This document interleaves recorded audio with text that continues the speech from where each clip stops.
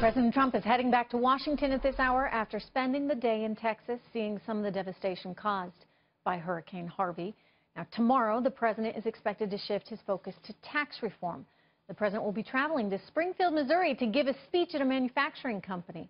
Joining me right now to discuss the president's leadership during this very challenging time, Ed Rollins, who served in 3 presidential administrations and was the chief political advisor to the House Republican leadership, the dean himself. Good to see you, sir. Thank you. I thought the president had a superb day today, and what he did was just very, very appropriate. Oh, I didn't even get to ask a question. You clearly are impressed. I was impressed. I thought it was the perfect.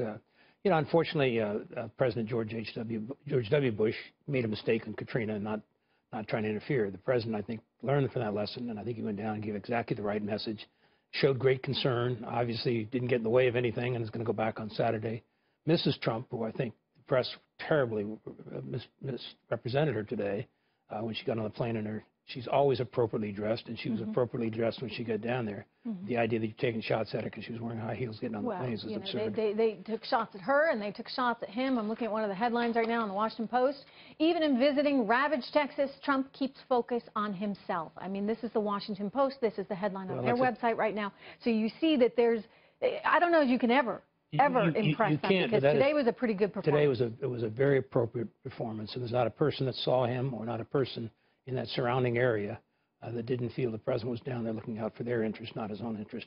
And you have to understand, this is the 4th largest city in the country. It's the largest city in the South. It's 2.3 million people live in Houston, 6 million in the metropolitan area. 30% of it's underwater. It's a very, very serious dilemma. And as the president expressed today, we probably never have had a flood like this in modern times. No, we haven't. I mean, you're right in that there's a real contrast between what the president did today, Ed, and what we saw from President Bush in Katrina. Right. And he waited too long, and it took too long, and there were also additional problems in that it was very hard to get the resources to the people. Right. I remember being down there and seeing all those FEMA trailers lined up, and yet there were so many people that needed those trailers, couldn't get them.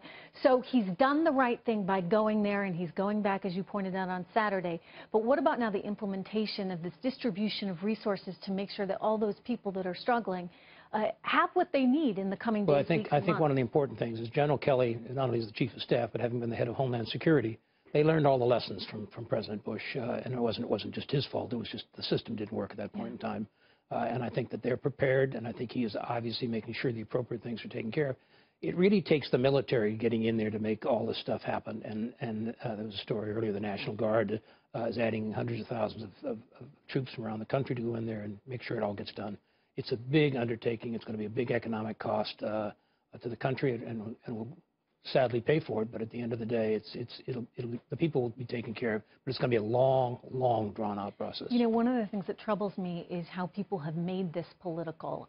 Not just what you're seeing in the Washington Post, but you've seen commentators saying, well, you know, he's making this about himself, et cetera. And I thought, you know, if there's one time, Ed, when we as a country should not be political, it's at a time like this. This is a crisis. This is a crisis for those thousands of people that are being dislocated. There are people that have died as a result of this.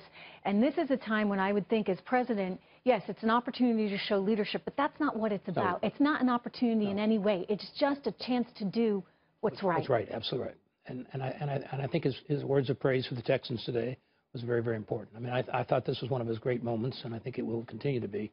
And I think he basically now, having seen it, he'll make sure that you know, one thing he does understand is building and rehabs and all that kind of stuff, and he'll make sure that's taken care of. I know that Lou likes to ask you for grades, so can you give him a grade? Oh, A+ today. A+. There you go.